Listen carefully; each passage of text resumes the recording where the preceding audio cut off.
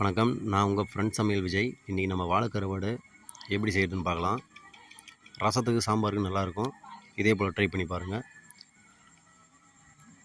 முதல்ல இதை சின்னதாக கட் பண்ணி க்ளீன் பண்ணிக்கலாம். கட் பண்ணியாச்சு.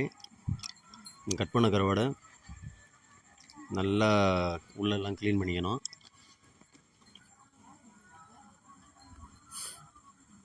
உள்ளே அந்த குடல் இருந்தால் கசப்பு தெரியும், அதனால் சுத்தமாக க்ளீன் பண்ணிக்கணும்.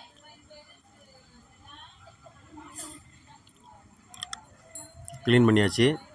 இப்போ பார்த்தீங்கன்னா சுடு தண்ணி நல்லா கொதிக்க வச்சு அந்த சுடு தண்ணியில் அந்த கருவாடை க்ளீன் பண்ண கருவாடை போட்டு நல்லா அலசி எடுத்துக்கலாம். சுடு தண்ணி ரெடி.